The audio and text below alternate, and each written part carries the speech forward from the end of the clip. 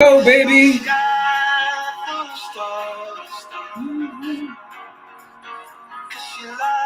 Positive energy. That's what it's about. Here we are, man. I am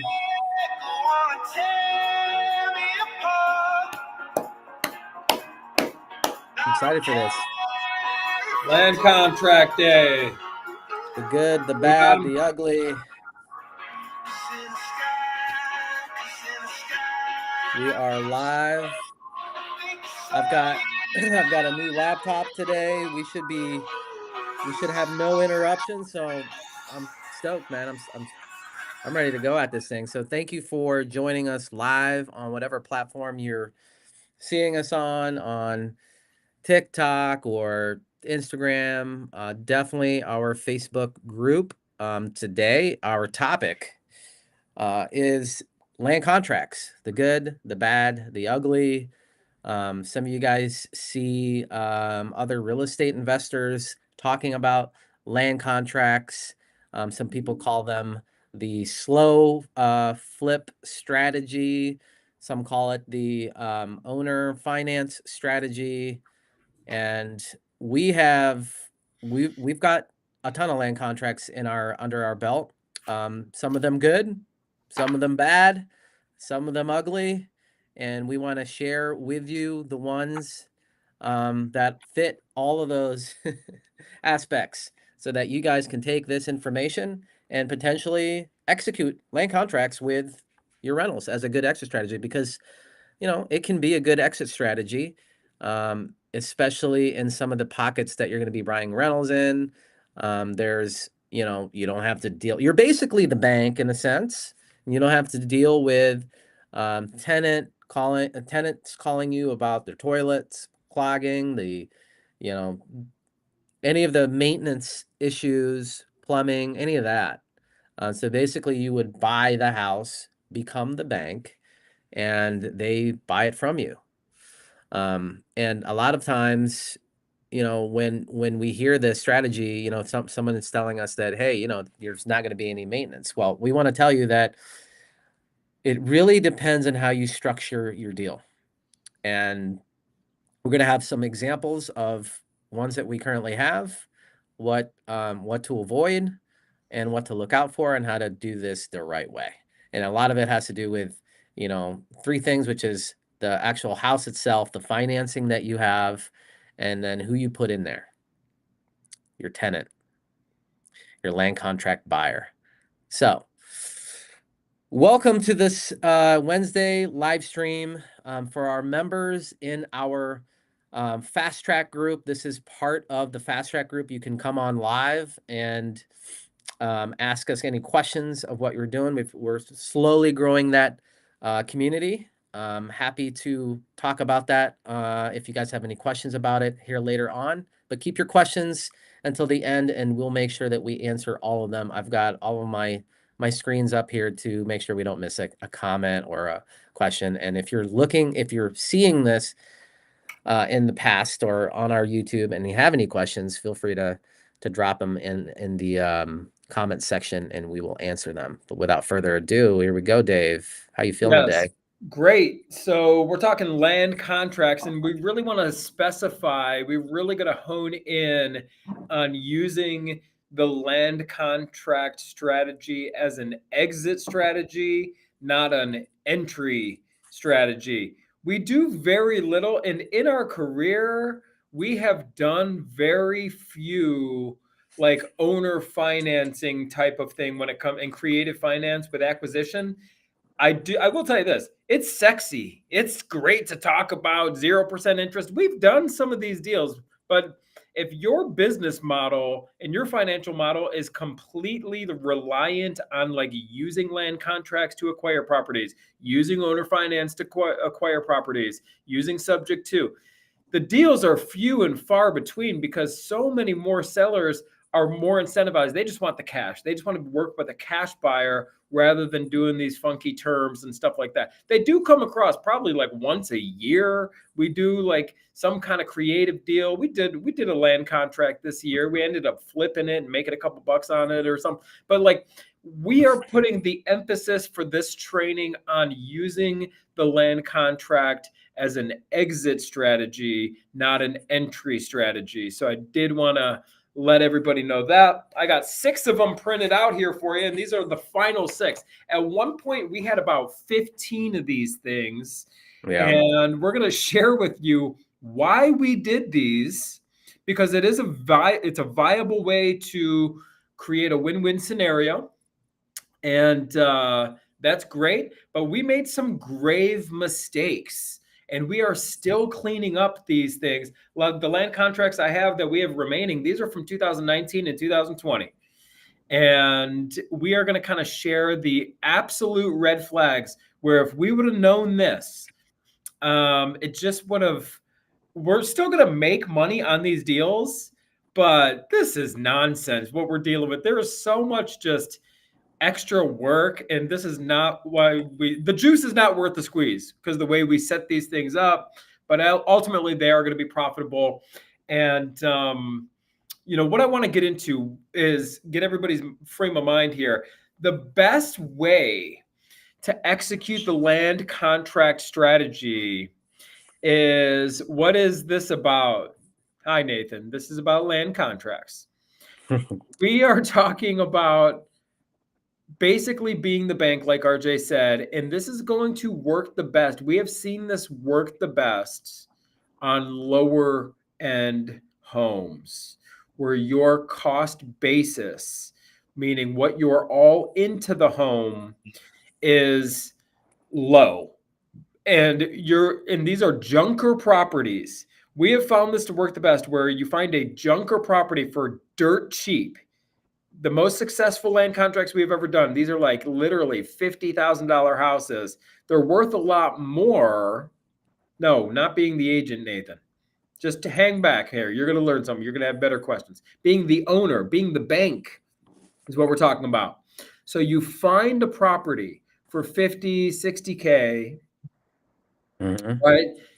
But it's worth a lot more. But this is a junker, a doghouse, just completely wrecked, right? So the house is worth like 120, 130 after it's fixed up. You find it for 50 or 60, you buy this thing, and either with your own cash or use private money.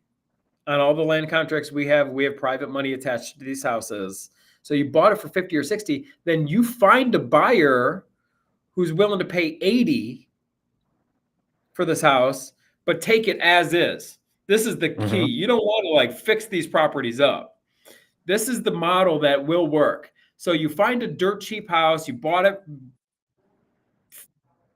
40, 50 cents on the dollar because it needs so much work, bought it for cash for more than you're into this deal for. They come in with a down payment of like 10K. So you just got 10K back up front, right? So now they owe 70 on their note to you. You owe 50, or you paid 50 for this thing, but they're going to do all the work to this thing. There's no rehab whatsoever. And there's your spread. You collected a down payment, and then they ultimately owe you more than you either owe on the property or paid for the property.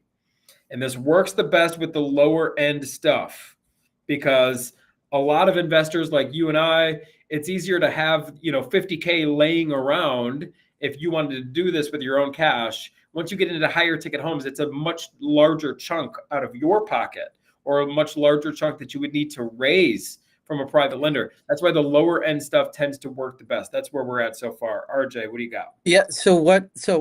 And you make a good point, because a purchase price of 40 or 50K, right, with a private lender, the repayment to that private lender is going to be where? If it's at 12%, 50K is $500 a month. So it's $500 a month.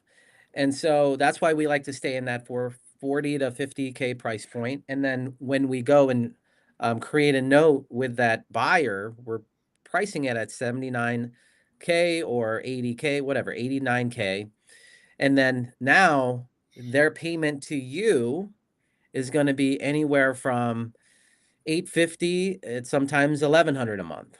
Okay. And so now you have a difference there. You have a spread. We call it the rent spread.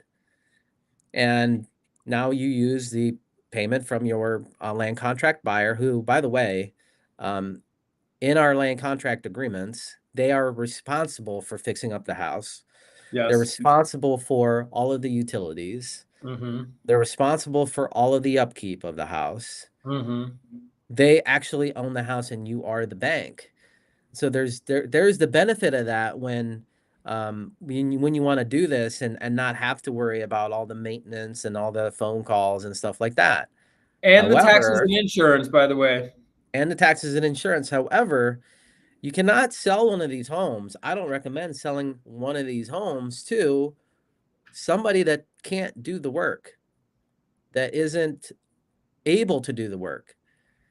And so one of the things that we've done by doing, these many land contracts is we're not selling to somebody's, somebody that just doesn't have the connections or the wherewithal to do this, because it's gonna fail for them. And you don't want them to fail, because then they can't make your payments, then you got to make the payments. So you can't sell it to, your grandma. You want your grandma doing the work. You're right. You're not trying to take advantage of anybody here. What you're looking for is somebody that wants the opportunity to eventually own this house, put their own touches and finishes and into the house themselves. So a lot of Yes. who we create these land contracts for are for people that are somewhat handy or in the construction business, Yes. or have family members that can do the work. That's right. So let's give an example. So the house is worth 120. You're getting it for 50. You might be thinking, how the heck are you getting a house for 50? Well, because it needs a boatload of work. This is a basically condemned house. Yep. You go raise the 50K from a private lender and pay them 12%. So your payment is $500 to acquire this house. You find a land contract buyer who's willing and qualified to do the work themselves, right? You sell it to them for 80. The house is worth 120. They're getting a good deal too. They come in with 10K down. You just collected 10K, so now they owe you 70. You still owe your underlying 50. Let's even just pretend that 70K that they owe you, you're financing that amount at the same thing, 12%. They're paying you $700 per month. But in addition to the interest they're paying you, the $700 per month, you're going to collect an additional amount for the taxes and the insurance. So you got to figure that out and what those taxes and insurance are. Now, we're going to get into the mistakes that we have made here in just a moment, but this is how traditionally we have structured these. So we're paying $500 a month. We collected 10K up front. We've already made money on this deal. Now we're making $200 per month, right? Mm-hmm. And when this land contract buyer goes and gets new financing to pay off the remaining balance of the 70K, that's going to give us another 20K. So we collected 20,000 or 10,000 up front, 200 per month in this example, and we got another 20,000 in spread between what we owe on the property of the 50 and what the buyer owes us, which is now 70 because they bought it for 80 with 10K down. That's where we're at in this transaction. Does everyone understand this? This is how we made money. We did no work to the house. Bought it as is, sold it as is, collected 10K down, $200 a month. The buyer is responsible for the taxes and insurance. There's no added cost to us. And then we have a $20,000 payday coming later when they come in with new financing to pay off what they owe you. This is the ideal scenario. Now we're going to talk about all the mistakes that we have made and why we have not done this way, but that's where we're at so far. RJ? And some of the homes that are just so rough, like they have so much stuff inside, right? The hoarder houses, the stuff that gets left over from, you've got vehicles, you've got campers, you've got equipment, from past tenants or past owners. We'll spend the money there. It's kind of like doing a trash out on a novation deal. Like we'll put anywhere from 5,000 to 900. We like to keep it under 5K. But what that does is it kind of spruces it up a little bit, and it opens up a little bit more buyers that are, going to see the potential of the house. Because what we've seen in before is that they start negotiating with you about the price, about, hey, I've got to clean this out, I've got to take this cars out, it costs money. So what we found works best is that you trash it out. You pay a trash out haul out guy to go in and take all that stuff out, remove any vehicles so that they can actually see the house and how much work it's going to need. And then it makes for a better sale, and they can actually see it. They can actually see the house and say, okay, I can see the vision here. You can't see the vision when you got piles and piles of stuff and trash and junk everywhere. Yeah, so even if you put in a couple $1,000s to get it cleaned up and to get it showing better, that's totally fine. Let's say you put $2,000 in for the clean out. Well, you still collected 10K down, so you're still net positive 8K upfront, and then you are net positive on your monthly, and then you still have that back end, right? Now Mm-hmm. here's the thing. When you write these land contracts, you cannot just write an open-ended agreement with the buyer that says, hey, you're just going to keep paying us until this thing is paid off. You must have a balloon payment set up. You must have a deadline where it's like, by this date, and ideally you want to make this like in 24 months, maybe 36 months, 3 years max. But there's a Yeah. balloon payment. You owe that 70K. You owe us 70K. By that time, in the next 24 to 36 months, that you're paying the $700 per month. Yeah. We're making $200 a month. That's great. But you got to go get financing to pay that balance. And you should be able to do that considering the house is worth 120 and you've had plenty of time to get this property fixed up. Right? Mm-hmm. So that's on you guys. So you must have a deadline. We have written numerous open-ended land contracts where there was no balloon payment. So then and there's no incentive for them to ever go get new financing. And guess what, everybody? This is where we've messed up. We've structured it so we have a private lender. Remember, in our example here, we bought it for 50. That's an interest-only note. So we're paying $500 a month and never chipping away at that balance. And then what we have done in the past is set it up where the 70K that we're financing for our buyer is amortizing. So a portion of their payment is chipping away at that balance every single month. And there's no balloon payment for them. So they're just chipping away at this thing every single month. At some point, we're going to be upside down on this thing now because they owe, because they're chipping away at it. Now they only owe 60. Then they only owe 50. And there's no incentive to pay off the balance in full. Now they only owe 40. Now we still owe our private lender 50. Now we're upside down on this thing. So here's the thing.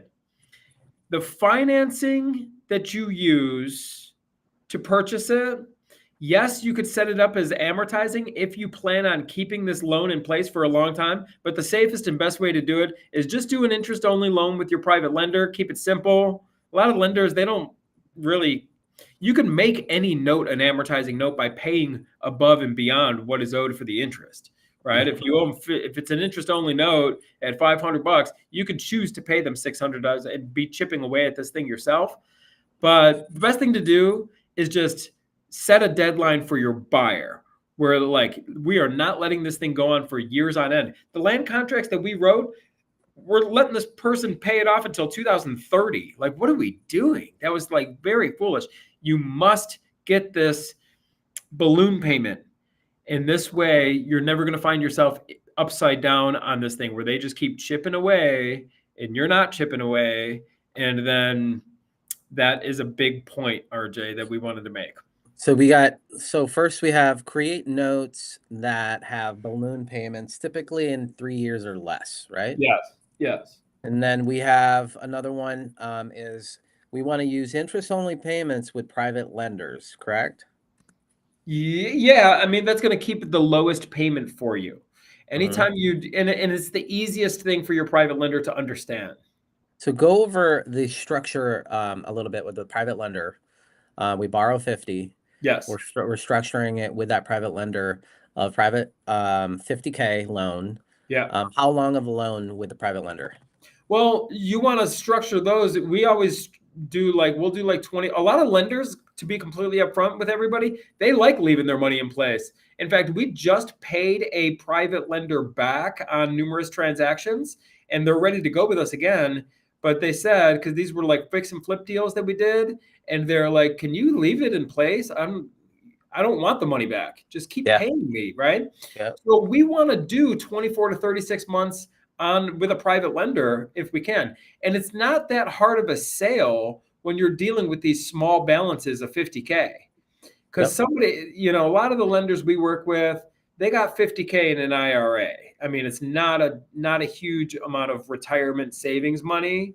And if they're getting $500 a month, they're like, that's cool. I can't get that in the stock market. I can't get that by buying treasuries. I can't. I mean, where are you going to get 12% just paid consistently, secured in first position by a piece of real estate with an after repair value of 120? That is like the hottest deal. So yeah, I mean, we want to structure a long-term note with our private lender, which is not a tough sale, and then make that coexist with the balloon payment we have with our buyer. So let's say we borrow the 50K, $500 a month, and do it for 36 months. But then we also, with our buyer at 70K, who owes us 70K, they got a 3-year balloon. So they have to pay off their balance in the first 3 years. And when they pay off their balance, let's say they pay off the 70K, and let's say they chipped away at it, so they only owe 65, perfect. They come in with 65, that pays our lender back the 50K, and we still get a 15K spread. What we don't want to do is just have no deadline for the buyer where they keep chipping away because now eventually they owe 50. Well, we still owe 50. Now they only owe 40. Well, we owe 50 still. So you must have a short-term deadline for your buyer to come in with new financing and pay off their note to you of that 70, and then you're going to take that money, pay off your lender, keep the spread. I cannot stress this enough. You must have a deadline with your buyer. Okay, so let's talk about a specific one that we have where, Sure. That we learned from. It didn't go too well. All right. Well, let's. Which one you want to pick? Because there's a lesson. Let's do the one on Drake. Yeah. So here's the thing. We were all into it for 60 and we sold it for 60 and we were just into it. There wasn't a lot of back end spread on this particular one, but we collected a nice down payment. Or like we sold it for like 75. They put 15K down. So they owe 60. Our underlying note is at 60 as well. There's no monthly cash flow, but we collected 15K down and did no work to this thing. Here's a lesson for you. We let this thing go on way too long. So lesson number one is we should have had a balloon payment. We did not.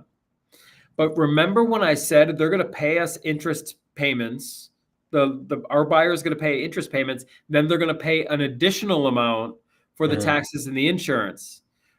Great. They agree to that. It says clearly in the land contract, thank goodness this was written the way it was, but it says clearly in there, the amount they pay for taxes and insurance, which is based upon the current taxes and insurance when they're buying the property, is subject to increase as the insurance and taxes go up.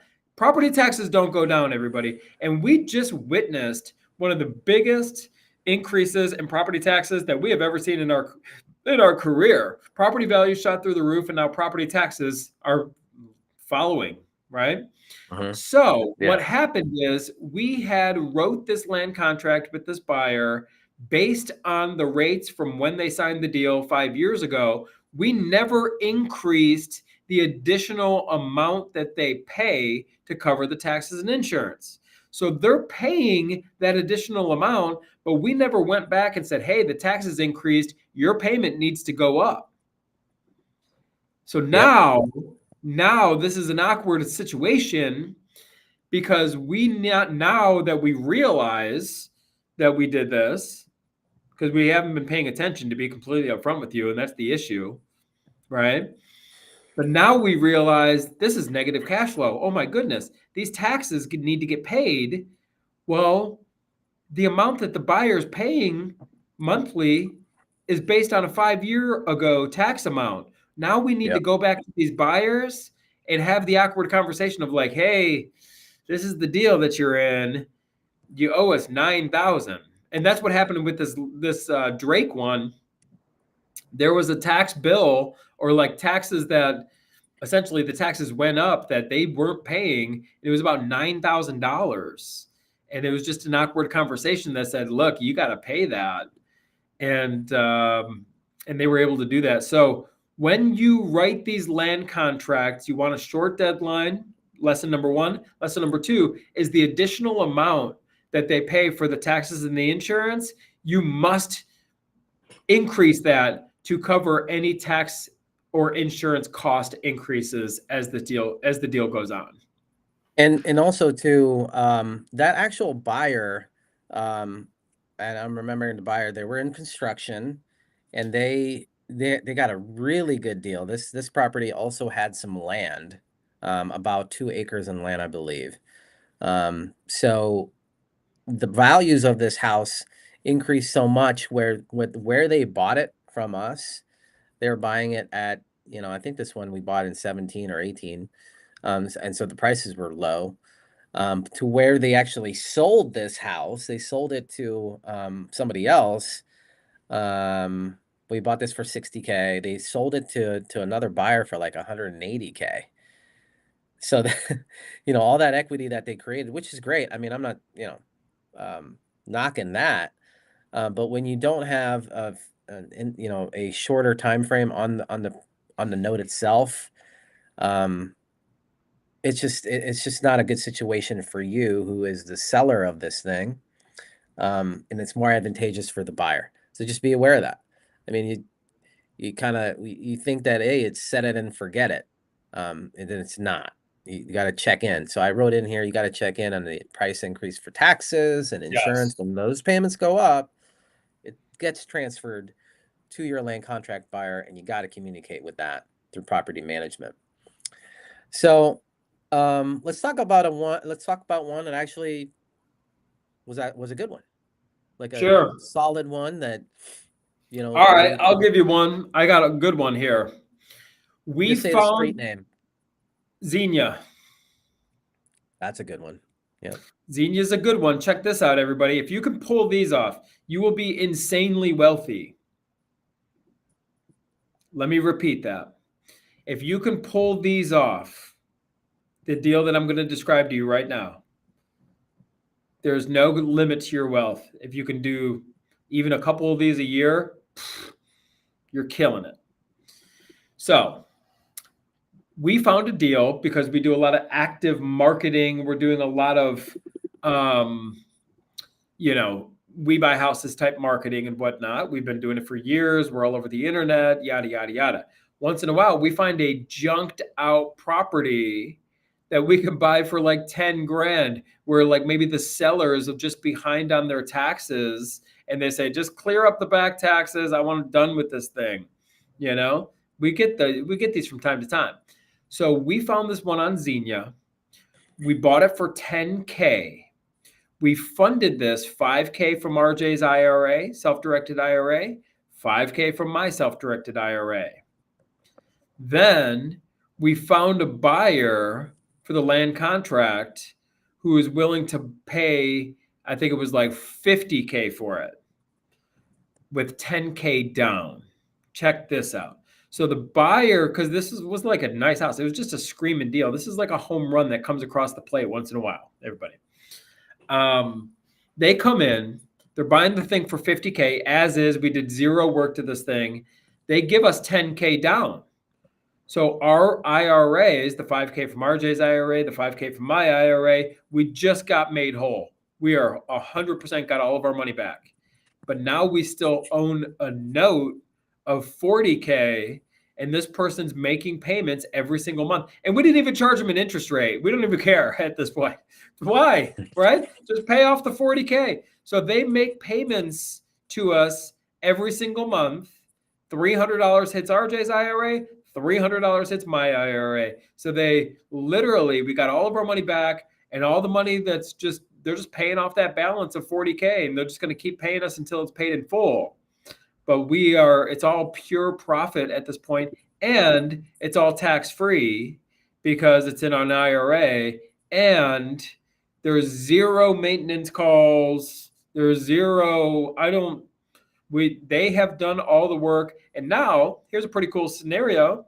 The property is worth over 100. So they're doing really good too. They're going to own this thing free and clear. It's a nice family. Yep. They earned it. They put all the work into this thing.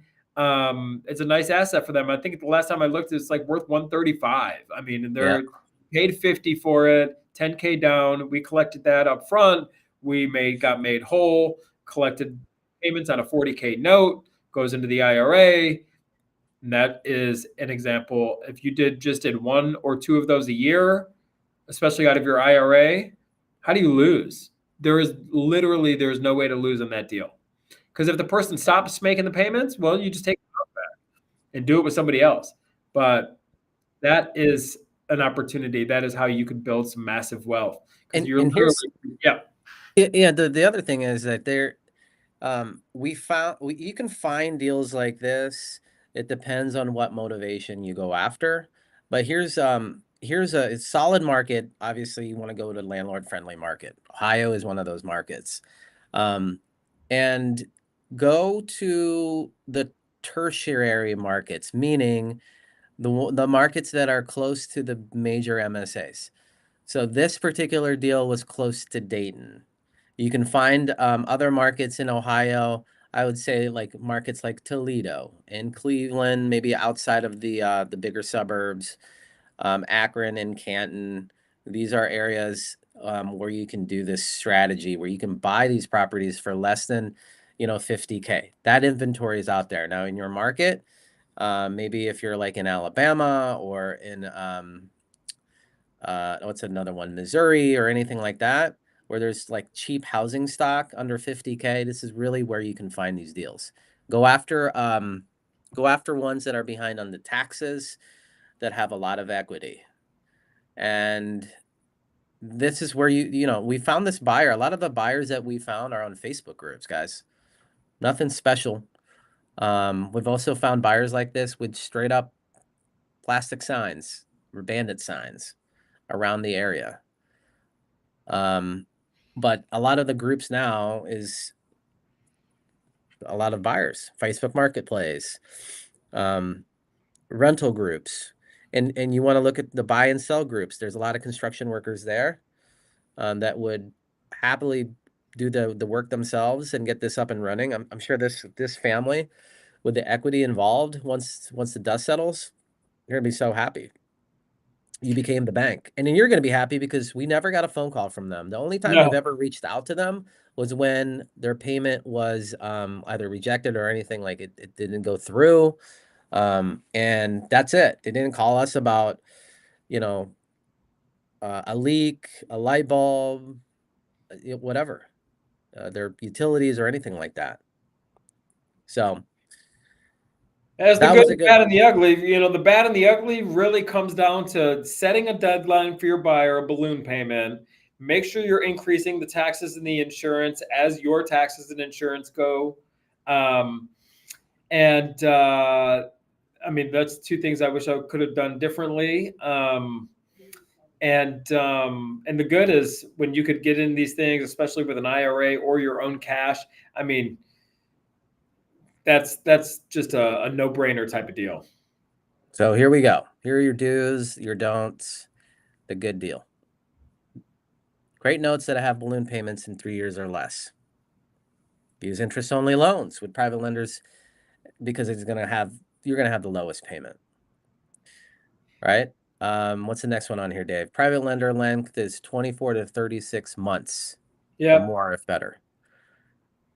And you want to find tenants that are able to do the work to the home. You don't want to set people up for failure here. No. So, In fact, that's part of our spiel when we're meeting a new buyer is like, look, we want 10K down, but if that's all the money to your name, let's work it out. We want you to have money to fix this thing up. We don't want you to fail.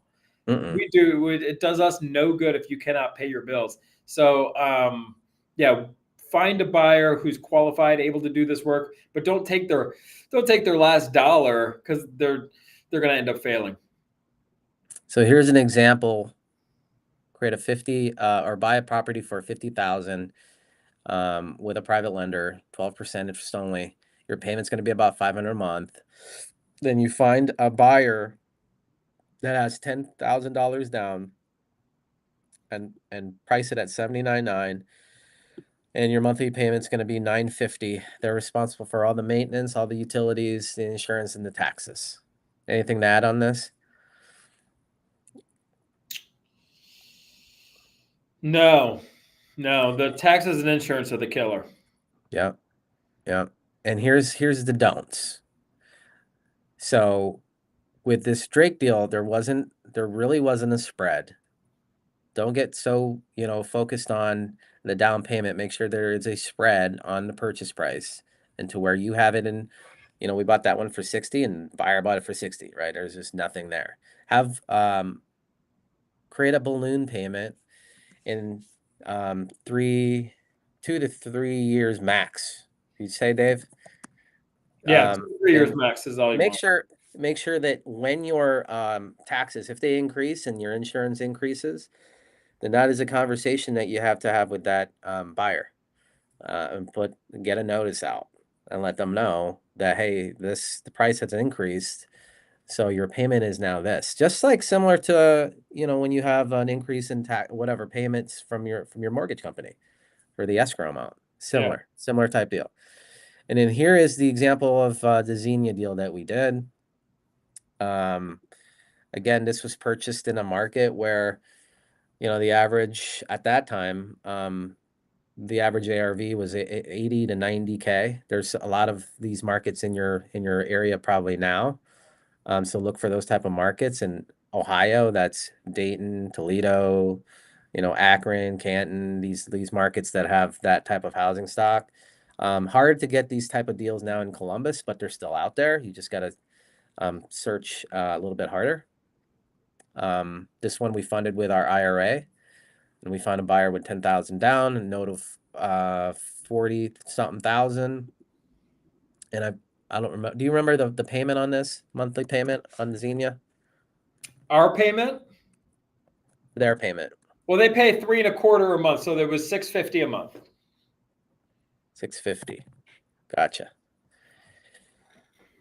All right. Anything else to add on this sheet? And if you guys want this sheet, and you're looking at this live, all you have to do is DM or comment land contract. I'll get this over to you. Anything else to add on this, Dave? We can start fielding questions and wind this thing down. No, just the main points here, they work best on the lower purchase price, lower end stuff. Find qualified buyers who can do the work. Don't take their last dime. Make sure there's a balloon payment. And that is the real deal. I mean, that is a condensed version of years of experience that will serve you very well in this. And if you could do the IRA play, definitely do that.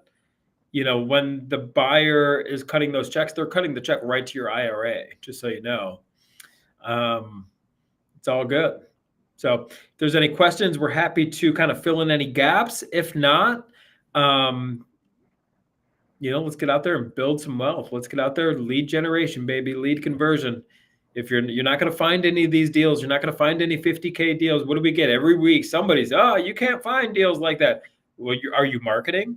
No. Well, you're not going to find anything you're not looking for, everybody. There's deals out there. We're generating in our real estate business, typically 60 leads a week. It's been a little bit slow of a week. We've been working out some marketing things, but Get out there. And this is what we teach people to do. Here's the plug. I mean, you guys know we're coaches. We are very much active in this business. And, we'd love the opportunity to talk to you if you want to learn more about our coaching. Our coaching students are killing it. It's a small group, but active. And everybody's like doing business, So if you're ready to jump in, send us a DM. I'd love the opportunity to hop on a one-on-one call and show you what we got. Yeah, looks like everyone's quiet today. So if you don't have any more questions, we're going to get on our way. Send us a comment. You can certainly DM me if you have any questions, and we'll see you on the next live. Oh, we have something.